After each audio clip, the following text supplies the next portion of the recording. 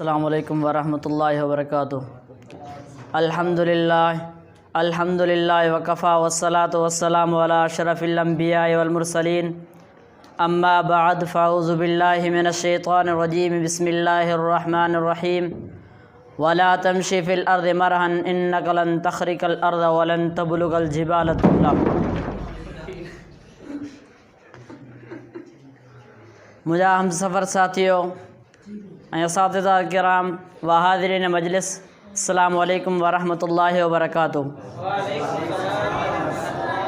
मुंहिंजा अज़ीज़ भाइरो, अॼु दुनिया जे अंदरि तमामु घणा गुनाह कया पिया वञनि। कुझु गुनाह नंढा त कुझु वॾा। वॾनि गुनाहनि मां हिकु गुनाह तकब्बुर बि आहे, जंहिं तकब्बुर जे करे अल्लाह ताला केतिरनि इंसाननि खे तबाह ऐं बर्बादु करे छॾियो। अॼु असां ॾिसूं दुनिया जे अंदरि तकब्बुर जे बारे में इंसान केतिरो अॻिते आहे। तकब्बुर जे हिसाब सां इंसान केतिरो पंहिंजो पाण खे मथे सम्झे थो, हालांकि तकब्बुर जो मामिलो सिर्फ़ु अल्लाह ताला खे जुगाए थो। अल्लाह ताला पंहिंजी क़ुरान मजीद जे अंदरि फरमाए थो, वला तमशी फ़िल अर्दि मरहा इन्नका लन तख़रिक़ल अर्द वलन तबलुगल जिबाल तूला।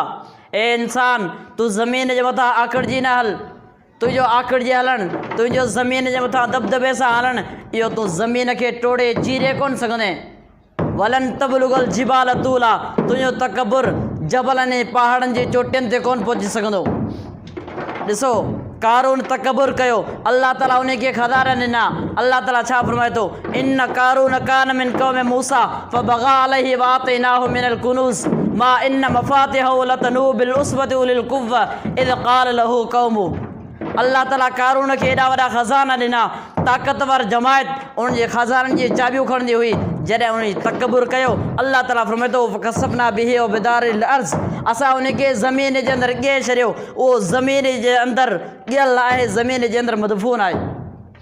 अल्लाह ताला वटि इन्हनि जी का बि ज़रूरत न आहे। नबी अलैहिस्सलातु वस्सलाम जी हदीस आहे, नबी अलैहिस्सलातु वस्सलाम जिन फरमाइनि था, सही बुख़ारी सही मुस्लिम जे अंदरि इहा हदीस मरवी आहे। प्यारा पैगंबर फरमाइनि था, अला उख़बिरुकुम बिअहलिन नार, छा आऊं तव्हांखे न ॿुधायां जहन्नम जे अंदरि कहिड़ा माण्हू दाख़िल थींदा। कुल्लु उतुलिन जवाज़िन व मुस्तकबिरिन, हर चुगलखोर, तकब्बुर करण वारो ऐं कंजूस बख़ील इंसान जहन्नम जे अंदरि दाख़िल थींदो। ॾिसो, तकब्बुर करण वारो इंसान हर टाइम कंहिं बि लम्हे में जहन्नम जे अंदरि वञी सघे थो। क़यामत जे ॾींहुं अल्लाह ताला फरमाईंदो, अइनल जब्बारून अइन मुतकब्बिरून, किथे आहिनि जाबिर इंसान, किथे आहिनि मुतकब्बिर इंसान जेके दुनिया जे अंदरि तकब्बुर करे हलंदा हुआ। नबी अलैहिस्सलातु वस्सलाम जिन फरमाइनि था, अल्लाह ताला उन शख़्स जे तरफ़ क़यामत जे ॾींहुं न ॾिसंदो जेको शख़्स पंहिंजी सलवार खे या पंहिंजी चादर खे बेॾीअ खां हेठि लटकाए थो। ला यंज़ुरुल्लाहु यौमल क़ियामति इल्ला मन जर्र इज़ारहु बतरन। सही बुख़ारी जे लफ़्ज़नि में नबी अलैहिस्सलातु वस्सलाम फरमाइनि था, जेको शख़्स पंहिंजी बेॾीअ खां हेठि सलवार खे या चादर खे लटकाए थो, उन शख़्स जे तरफ़ अल्लाह ताला क़यामत जे ॾींहुं रहमत जे नज़र सां न ॾिसंदो। साहबा फरमाइनि था, नबी अलैहिस्सलातु वस्सलाम का सवाल कनि था, अब्दुल्लाह बिन मसूद रज़ियल्लाहु तआला अन्हु हदीस जा रावी आहिनि। सही मुस्लिम जे अंदरि हदीस मरवी आहे। नबी अलैहिस्सलातु वस्सलाम का सवाल कयो वञे थो, ए नबी अलैहिस्सलातु वस्सलाम, छा को माण्हू पसंदि करे थो ऐं यकून सौबु हसनन व नालु हसनतन, मुंहिंजा कपिड़ा सुठा हुजनि, मुंहिंजी चप्पल जुती सुठी हुजे, छा इहो तकब्बुर आहे? नबी अलैहिस्सलातु वस्सलाम फरमाइनि था, न, अल किब्रु बतरुल हक़्क़ि व गम्तुन नास, तकब्बुर त उहो आहे जेको माण्हू ॿिए खे हक़ीर सम्झे ऐं हक़ ॻाल्हि खे ठुकराए छॾे।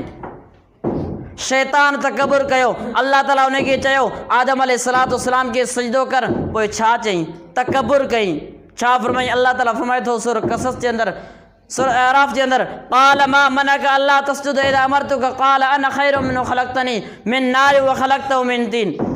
अल्लाह ताला जॾहिं शैतान खे हुकुम कयो त आदम अलैहिस्सलातु वस्सलाम खे सजदो कर, पोइ उन तकब्बुर कयो। छा चई? क़ाल अना खैरुम मिन्हु ख़लक़तनी मिन नारि व ख़लक़तहु मिन तीन, आउं बाहि जी पैदाश आहियां ऐं आदम अलैहिस्सलातु वस्सलाम मिटी जी पैदाश आहे। मुंहिंजो मर्तबो मथे आहे, मुंहिंजो शान मथे आहे।